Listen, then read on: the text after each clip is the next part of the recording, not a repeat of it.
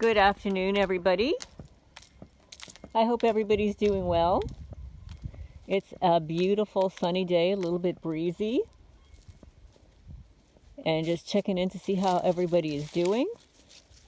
This is Lorraine, Alternative Homesteading. Welcome back to my channel. Please like, comment, and share if you feel inclined to do so. One of my hens is acting very bizarre right over there. It's probably got a bug, trying to get a bug out. But I have some news, and the news is that I have made somebody a moderator. Her name is Karen Reacher. I'm not sure if I'm spelling that correctly, Reacher, or pronouncing that correctly. I've known Karen for quite a long time, and her comments have been removed and or shadow banned by the criminals. They don't want her to speak, so I figured, well, let's make her a moderator and see if that helps the visibility of her comments. She types very quickly, so she tends to write a lot of content, so I really appreciate, if we do have a chat in the future, she will be the individual that has like a little wrench next to her name. So anyway, we're going to get on to some news here. The criminals have been full force. I don't know exactly if they can do this remotely. I know that they have the ability to damage your property inside the house remotely, or if they're physically in there. Okay, there goes another criminal just right there.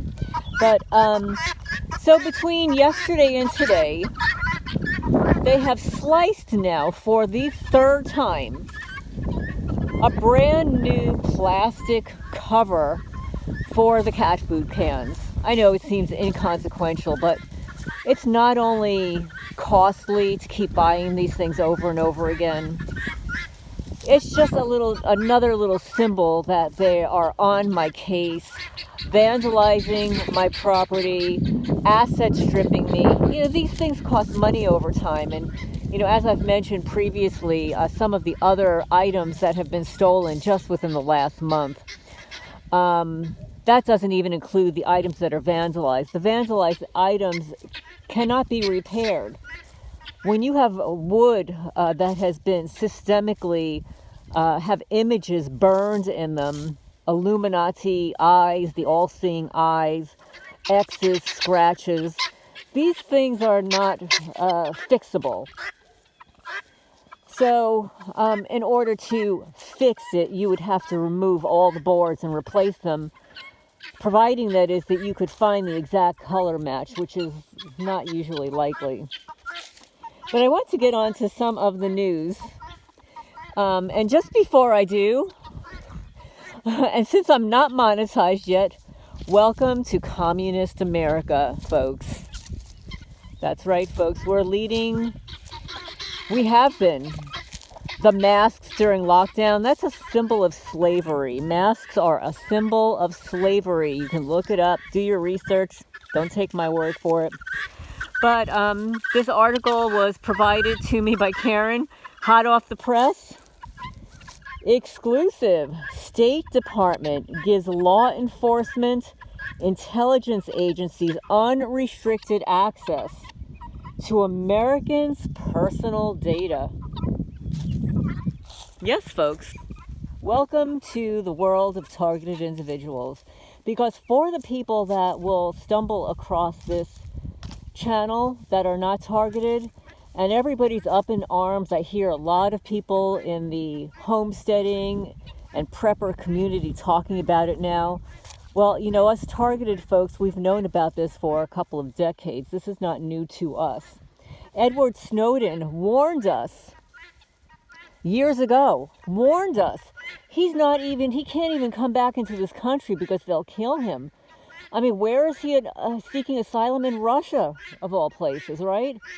But he wrote a book, Permanent Record. I highly recommend anybody who's interested to read that book. It's absolutely fascinating. Besides the fact that the guy is so brilliant. He really is. So, let me get onto this before my screen dims again.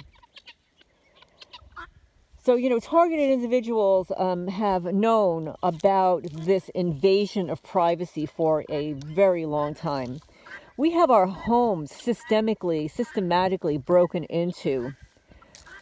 It's it's like an illegal search. It's a nab and grab. There are videos online of cops breaking into houses and just taking whatever they want. And they do. And they've done it in my house at 52 Sutton Drive, Manalapan, New Jersey, in a home I lived in for 30 years as the original owner. Now, as per the article, they are freely giving law enforcement access to databases with no oversight whatsoever. The things being done as per the above article is so against the Fourth Amendment. The Fourth Amendment originally enforced the notion that each man's home is his castle, secure from unreasonable searches and seizures of property by the government. It protects against arbitrary arrests and is the basis of law regarding search warrants, stop-and-frisk, safety inspections, wiretaps, and other forms of surveillance, as well as being central to many other criminal law topics and to privacy law. The Fourth Amendment is the right of the people to be secure in their persons, houses, papers, and effects against unreasonable searches and seizures, and shall not be violated, and no warrant shall issue, but upon probable cause supported by oath or affirmation, and particularly describing the place to be searched and the persons or things to be seized. The Fourth Amendment Fourth Amendment information above she got from this website, and this is law.cornell.edu/Constitution Fourth Amendment. I'll post the links in the comments section when I get onto my laptop. And now she's saying that what happened to me in New Jersey and what happened to Romola D, who is a journalist, were Fourth Amendment egregious violations. Now she's a really good researcher, and she provided the following information that from this website. It's cbsullivanlaw.com, and it is a blog, September 2022, where your Fourth Amendment rights are violated. And when is the Fourth Amendment applicable? The situations when the constitutional protections of the Fourth Amendment apply include when someone is stopped while walking down the street, sort of like when I was walking on my driveway at 52 Sutton Drive, Manalapan, New Jersey, when the perpetrator neighbor decided to report me to the police, who wrote me up as a terror threat and that I was displaying disorderly conduct, and she contrived a false narrative that I cursed at her infants who was in the trunk of her car. Please, people, give me a break. If someone is pulled over for a minor traffic infraction, if someone is arrested and questioned by the authorities, police go into someone's home to arrest them. When police go into someone's apartment to look for evidence of a crime. Of course, you know what they do, folks. They'll plant marijuana. They'll plant stuff in your house. They do it all the time. If police go into a person's business to search for evidence of a crime, there's confiscation of a person's property or vehicle by the police. To search or seize a person or their property, the police need a valid arrest or search warrant or a belief of probable cause that the person has committed a crime. Now, this is what we have in effect now. This is what our Fourth Amendment meant to Americans, meant to the U.S. citizens. And now, as of today, the State Department gives law enforcement intelligence agencies unrestricted access to Americans' personal data. Is this crazy, folks? How do you feel about that? I mean, of course, the targeted people, this has been done to us for years and years and years. We've tried to get the message out to people. Nobody wanted to hear us. Everybody thought we were tinfoil hat conspiracy theorists, right? I even saw a YouTuber, a prepper YouTuber. I unsubscribed from his channel because one day he got on and put on a tinfoil hat and started preaching to the choir. He's totally clueless. But that's okay. You know what? I hate to say I told you so. But we told you so, folks. Nobody would listen. Nobody would listen, thought we were nutso. But we're not. We're trying to warn people of what was coming because it was happening to people placed in a covert terrorist watch list. So let me see if I can pull up this article here. And wherever I go, I've got my entourage. These are my bodyguards. Right? Show them how funny looking you really are. Everybody says, oh, they're so cute. Hello? Yes? They look a little bit, they look like, for me, they look like a cross between like a turkey. They sound a lot like a seagull. Look at them eating, they're like eating my pants here. So here we go, folks. Exclusive. State Department gives law enforcement intelligence agencies unrestricted access to Americans' personal data. Look at that, folks. Yahoo News by Jana Winter. November 3rd. So, ow! That hurt, kiddo. So let's move on down here. Okay, so what this is saying is the State Department is giving law enforcement and intelligence agencies unrestricted access to the personal data for more than 145 million Americans through information from their passport applications. Stop. That hurt now. No.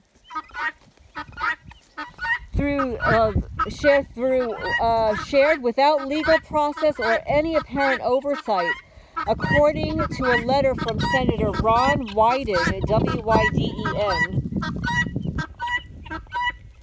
to the Secretary of State Anthony Blinken and obtained by Yahoo News. The information was uncovered by Wyden during his ongoing probe into reporting by Yahoo News about Operation Whistlepig. I don't know what that is, actually. Operation Whistlepig, which is a wide-ranging leak investigation launched by the Border Patrol agent and his supervisor in U.S. Customs and Border Protections, the nation's targeting center. This crazy, folks? Let's see if I can get the rest of the article. I've got all these advertisements popping up.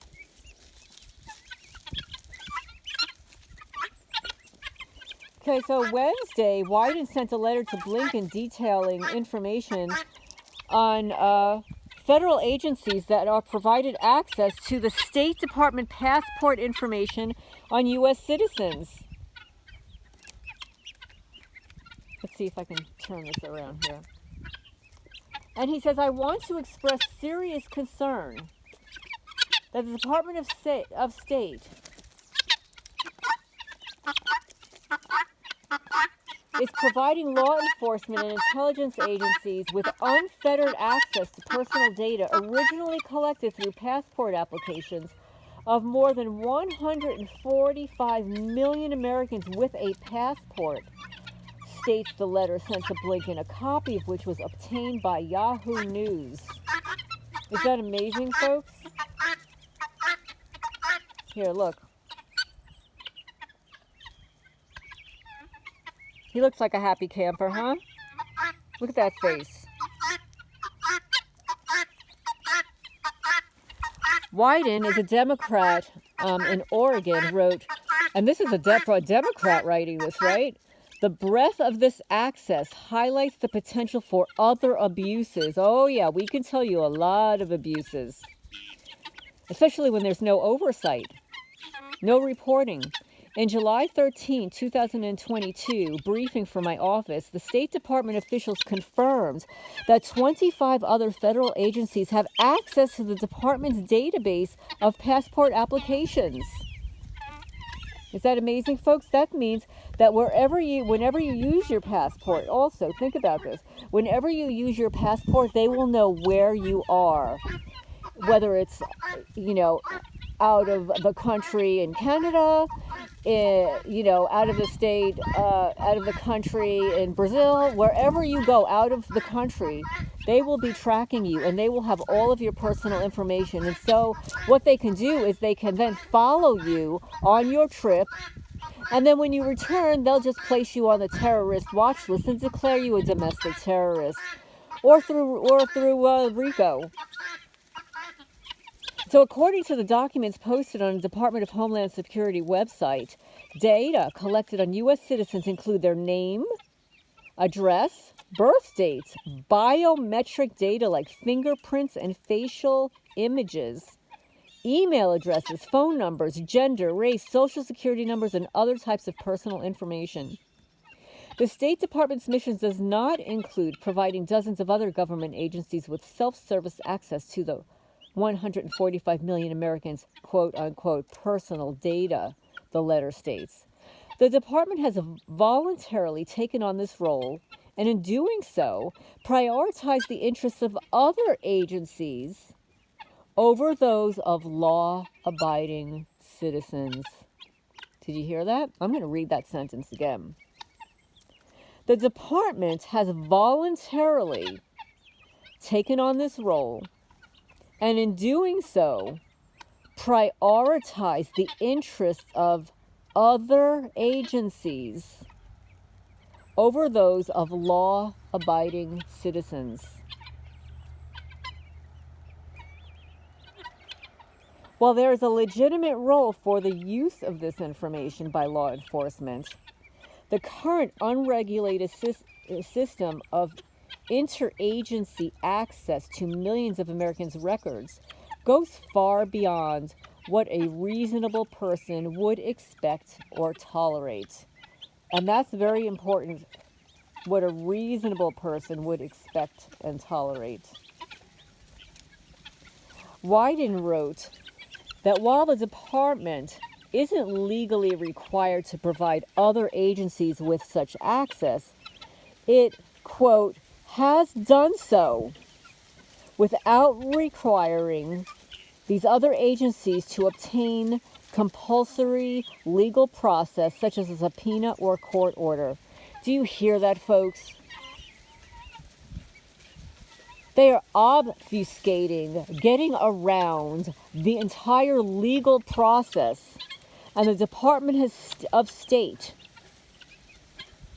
has handed this information over to all of these agencies without obtaining the required compulsory legal process.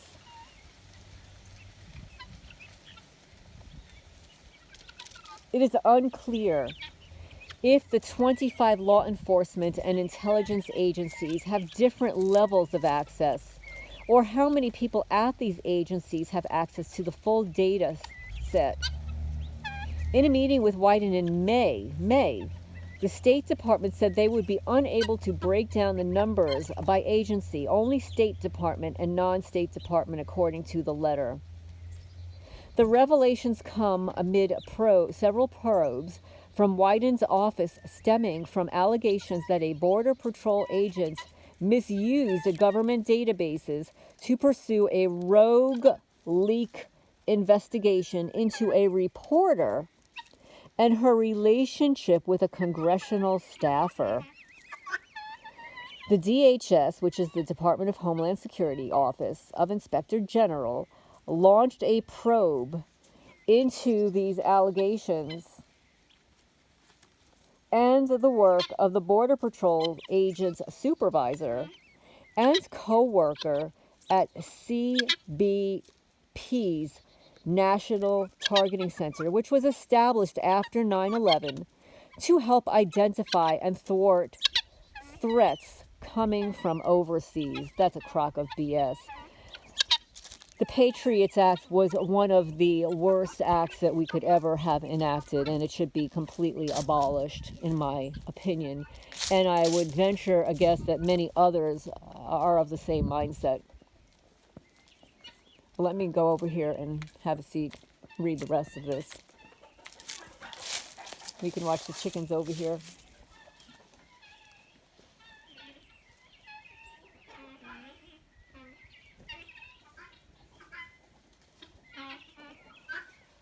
The investigation details in an unredacted, okay, these are too loud, unredacted report spanning more than 500 pages forms the basis of Yahoo News reporting on Operation Whistlepig.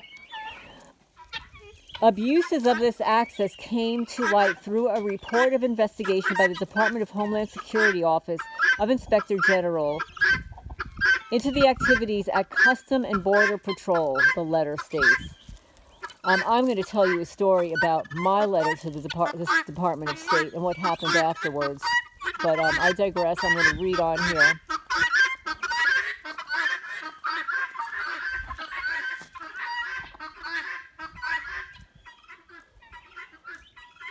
Wyden's letter cites a public redacted version of the report because despite years of repeated requests, DHS has not provided him the fully unredacted report. And I find this is very prevalent. When I FOIA request the FBI, I'll get a report it's like mostly black lines. When I FOIA requested an incident report from my local sheriff's department about my neighbor, almost everything was redacted to protect the criminals. They left all of my personal information in there, but redacted the criminals' information to protect their guilt. The Office of Inspector General told Yahoo News it could not provide information on why Congress has not received the fully unredacted report. To preserve the integrity of our work and protect our independence, we do not discuss our communications with Congress, the office said via email. Congress? You don't discuss this with Congress? You're kidding me. The investigation into a reporter and her relationship with a congressional aide began when Jeffrey Rambo of the Counter Network Division was assigned to come up with a plan to track forced labor being used to mine cobalt in the Democratic Republic of the Congo. There were and currently are no policies in place governing the use of the county's most sensitive databases by the Counter Network Division, the CBP unit, designed as a bridge between law enforcement agencies and the intelligence community.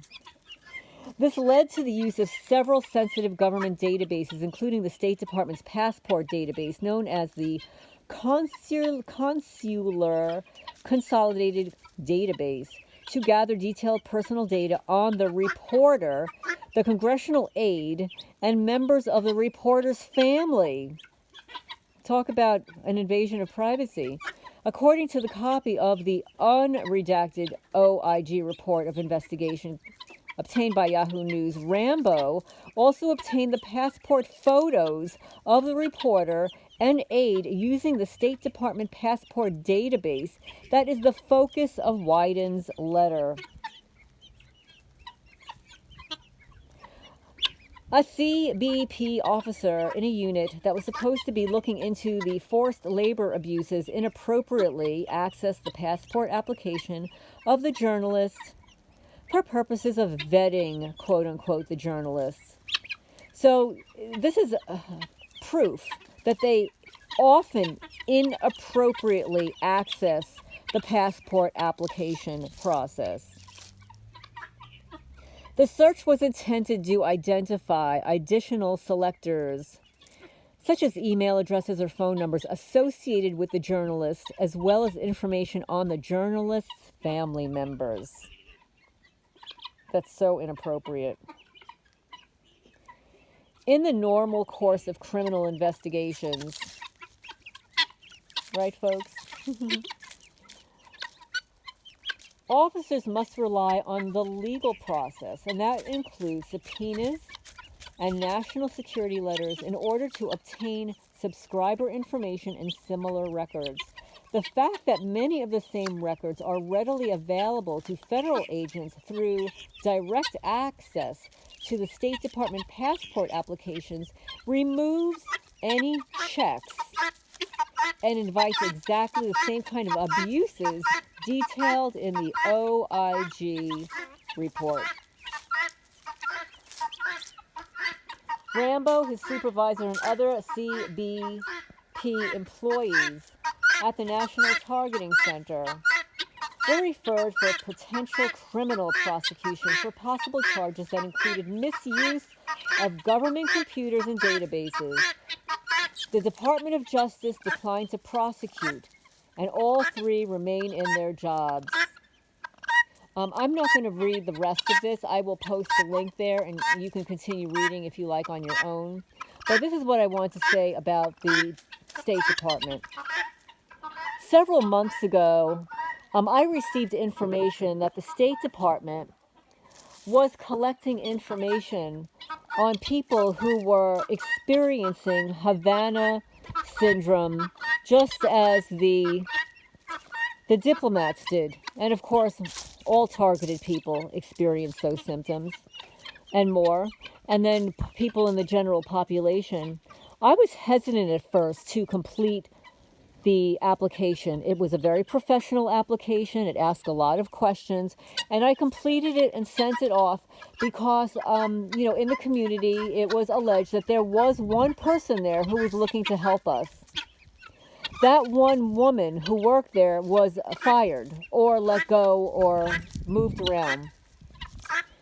After I submitted my letter, questionnaire, cover letter, etc. to them, this is last year, folks, or I should say the beginning of this year, I did not hear back from them. So I sent it again, and then I received a response that I should contact the FBI. Really? I should contact the FBI? But I will tell you this.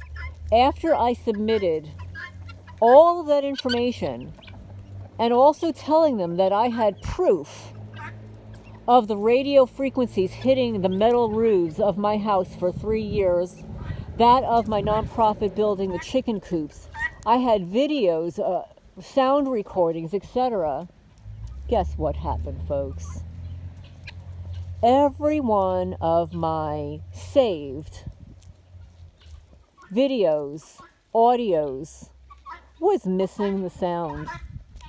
And many of them were absolutely deleted because there was other information on there.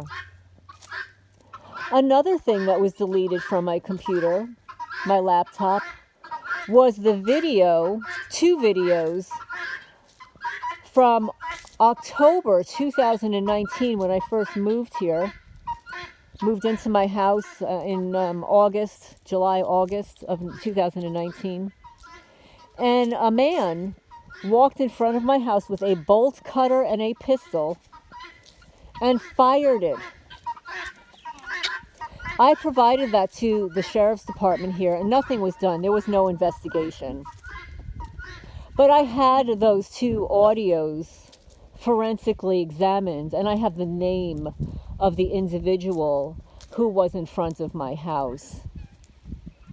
The name of that individual is Ethan. Ethan just happens to be the son of my neighbor, the crime family that tore down my gate on my property, who criminally trespassed, and there have been no charges against my neighbors. Speaking of which, here they come. Here she comes. Right there, folks. You want to see her? Right there. That's her, right there.